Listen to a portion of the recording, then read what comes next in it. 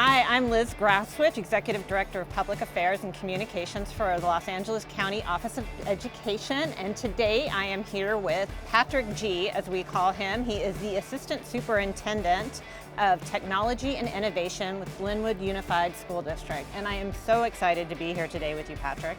Thank you so much, Liz, for having me here. I'm excited to be here as well. Patrick, you are getting renowned about all the different people who are talking to you about AI. You've been talking about it not only in California and Los Angeles, but across the nation.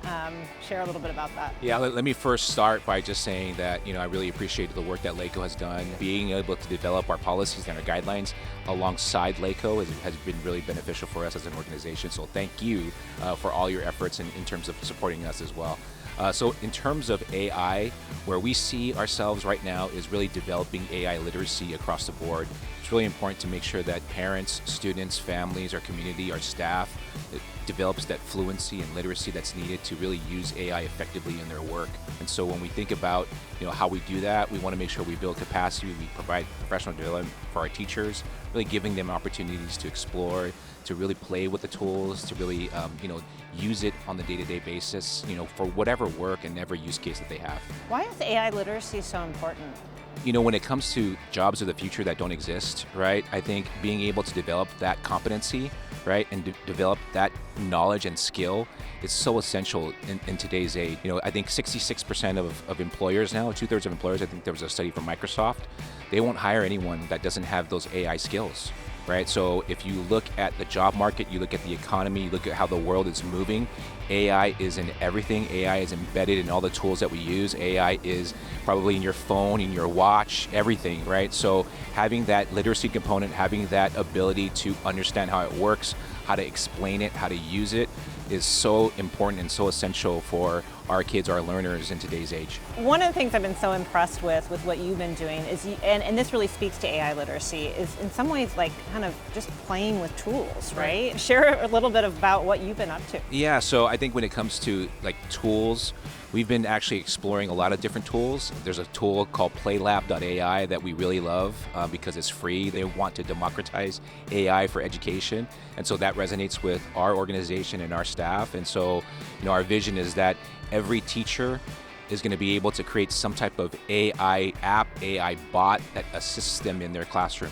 Some of our teachers came up with use cases around a substitute lesson planner, right? So being able to have teachers train their own AI on their rules, their classroom regulations, their policies, their units of study, I think, and then sharing that with subs, and then having the substitute actually interact with, let's say, an extension of the teacher, right? I think that's a game changer because now I can actually create that knowledge, create that type of lesson for kids that's, quote unquote, seamless in many ways. But I do think that having an AI assistant for every teacher is going to be the next wave for us when it comes to, AI literacy, AI usage, AI proficiency. And we've also talked about kind of the importance of having that conversation at the district level and, what that could potentially mean moving forward.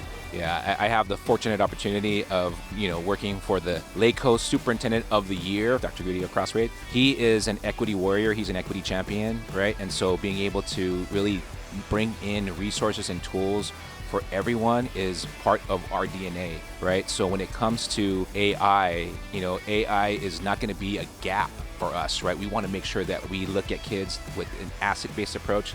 Kids from every other sector, every other socioeconomic status, deserves this type of tool and access. Well, and I would now be remiss if I did not mention that Patrick is also the Technology Cabinet Member of the Year, so named by LACO. And so I'd like to ask you, kind of in that context, what advice would you give to other CTOs? I would say that, again, leadership is in the agency of others, right? I think empowering your staff, your students, your teachers, I think that's the most important because getting that recognition is great, but it's really a reflection of the staff and the students and the parents and the community that is able to take on and deal with all the AI stuff that I bring on board. And so I really recognize Lynwood as being part of that too. So my recognition is their recognition, and so I really appreciate being recognized by LACO. Awesome. For more information, we encourage you to check out our website, www.lacoe.edu. We'll also be posting regular updates on our YouTube channel where we have a dedicated playlist to AI in education.